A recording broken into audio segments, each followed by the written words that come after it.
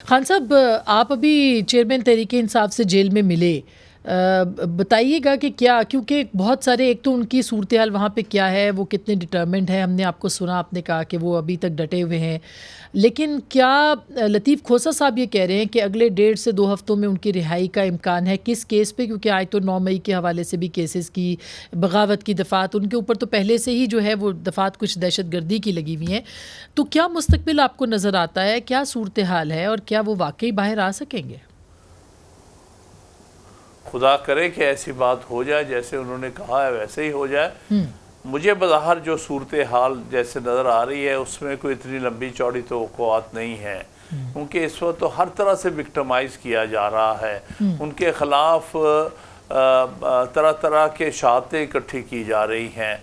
اور کوشش کی جا رہا ہے کہ کس طرح ان کو لمبے عرصے کے لیے قید رکھنے کے کوئی رستے بنائے جائیں۔ تو اگر تو کوئی ان کو کسی طرح سے بھی ریلیف مل جائے اور ان کو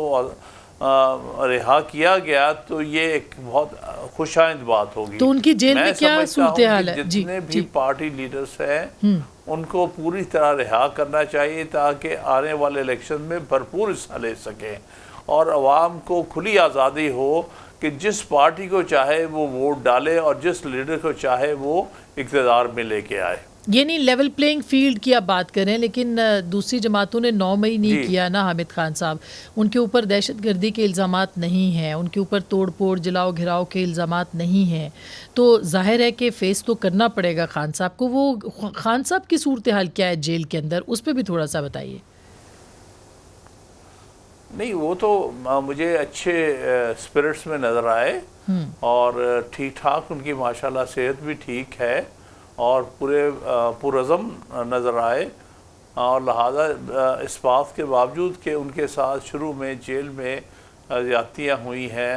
لیکن انہوں نے ان ساری باتوں کو نظر انداز کر کے وہ پوری طرح سے اس وقت پرعزم ہیں۔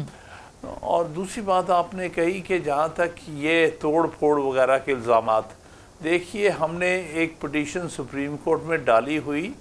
9 مئی کے فوراً بعد، یعنی 25 مئی کو میں نے وہ پٹیشن فائل کی تھی اور عمران خان صاحب کی طرف سے اس میں یہ مطالبہ ہم نے کیا تھا کہ 9 مئی کے جو واقعات ہیں، کیونکہ 9 مئی کو جب یہ واقعات پیش آئے ہیں، عمران خان صاحب تو پہلے ہی کسٹڈی میں تھے، ان کو تو اسلام آباد ہائی کورٹ سے اٹھا لیا گیا تھا اور وہ اس وقت ان کی کسٹڈی میں تھے، اور جب 11 مئی کو میں نے انہیں سپریم کورٹ میں پیش کیا تو انہوں نے بیان دیا کہ مجھے نہیں پتا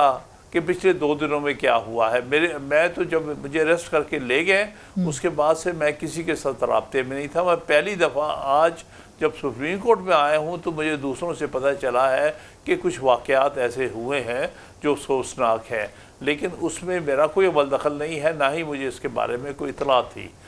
تو یہ تو ایک بہت ہی مضمون کوشش ہو رہی ہے ان کو ان واقعات میں الجھانے کی۔ تو میں یہ عرض کر رہا تھا جو پٹیشن ہم نے عمران خان صاحب کی طرف سے کی تھی 25 مئی کو، اس میں یہ سپریم کورٹ سے ہم نے پریئر کی ہے کہ آپ کوئی جوڈیشل کمیشن مقرر کر کے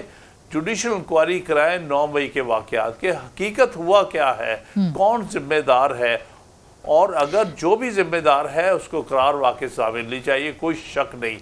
لیکن ورژن جو ہے یہ صرف 1 ورژن چل رہا ہے اور جس پر چاہتے ہیں وہ بوجھ ڈال دیتے ہیں۔ عمران خان صاحب جو اس وقت موجود بھی نہیں تھے، وہ پابند سلاسل تھے، ان پر الزام لگایا جا رہا ہے کہ ان کے کہنے پر یہ سب کچھ ہوا۔ خان صاحب بالکل، آپ یہ آپ کے خیال میں میڈیا ٹرائل ہو رہا ہے، لیکن 9 مئی سے پہلے، اور یہ بات درست بھی ہو سکتی ہے کہ میڈیا ٹرائل ہو رہا ہو، لیکن 9 مئی سے پہلے ان کے بیانات، ان کی تقاریر، اور پھر اس دوران بھی ان کے پاس ٹیلی فون ہونے کا انکشاف، اور پھر جس طرح سے ان کی گفتگو ایک پی ٹی آئی کی رہنما کے ساتھ ٹیپ بھی ہوئی اور پھر وہ پبلک بھی ہوئی، اور پھر اس کے بعد اس کی کوئی تردید بھی سامنے نہیں آئی کہ جس پہ وہ کہہ رہے ہیں کہ فلانے سے کہیں کہ وہ نوٹس لیں، فلانے سے کہیں کہ یہ کریں، تو اس کا مطلب ہے کہ ان کی انوالومنٹ، انڈائریکٹ انوالومنٹ کی بات آج ہوئی ہے، وہ ثابت ہو سکتی ہے۔ زوم پہ ان کی میٹنگز، پرویز خٹک کے بیانات، دیگر معاملات، قیادت تھے ان کے بیانات، کیا آپ نہیں سمجھتے کہ پلاننگ اس سے پہلے ہوئی تھی 9 مئی سے پہلے؟ ہرگز نہیں، ایسی پلاننگ کی کوئی ہمیں نظر نہیں آ رہی ہے، نہ تھی، نہ ان کو پتا تھا کہ میں اس تاریخ کو جو ہے وہ گرفتار ہونے جا رہا ہوں۔ تو اس لیے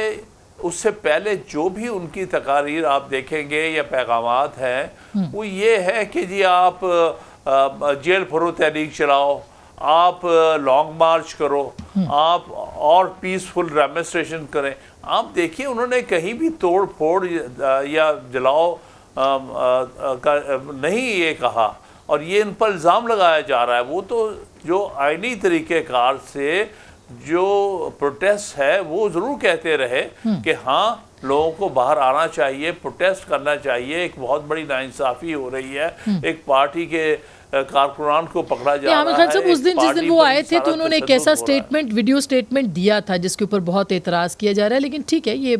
ایک آپ کا پوائنٹ آف ویو بہت امپورٹنٹ ہے اس معاملے پہ۔ کچھ لوگ یہ کہہ رہے ہیں کہ عمران خان صاحب کا جو مقدمہ ہے وہ مقدمہ لیگل بنیادوں پر نہیں، وہ سیاسی بنیادوں پر لڑا جا رہا ہے۔ کیا آپ متفق ہیں کہ ان کی جو کونسل ہے وہ لیگل بنیادوں پر بہت سارے مقدمات کو نہیں دیکھ رہی، صرف سیاسی بنیادوں پر دیکھ رہی ہے؟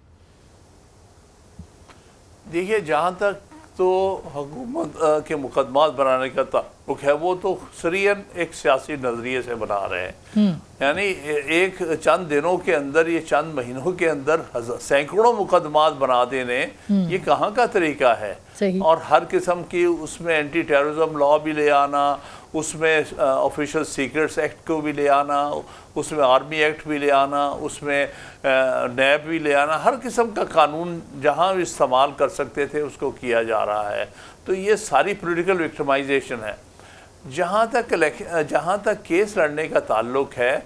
ہمارے جو وکلاء ہیں وہ پروفیشنل بیسس پہ الیکشن لڑ رہے ہیں، کیس لڑ رہے ہیں، وہ ان پروفیشنل یا پولیٹیکل انداز سے نہیں۔ ہمارے جتنے بھی اچھے وکیل ہیں اس معاملے میں، جن میں لطیف کھوسہ صاحب بھی شامل ہیں، سلمان صفدر کرمنل کیسز کے ایکسپرٹ ہیں، وہ بہت اچھی طرح کیس لڑ رہے ہیں۔ اسی طرح سپریم کورٹ میں علی ظفر صاحب نے اور دوسرے جو بیرسٹر جو ہے انہوں نے اچھے کیس لڑے ہیں۔ تو وہ پروفیشنلی کیس لڑے جا رہے ہیں، پولیٹیکلی نہیں لڑے جا رہے ہیں۔ یہ بات غلط ہوگی کہنی کہ ہماری طرف سے جو کیس کی پیروی ہو رہی ہے وہ سیاسی انداز سے ہے، قانونی انداز سے نہیں۔ اچھا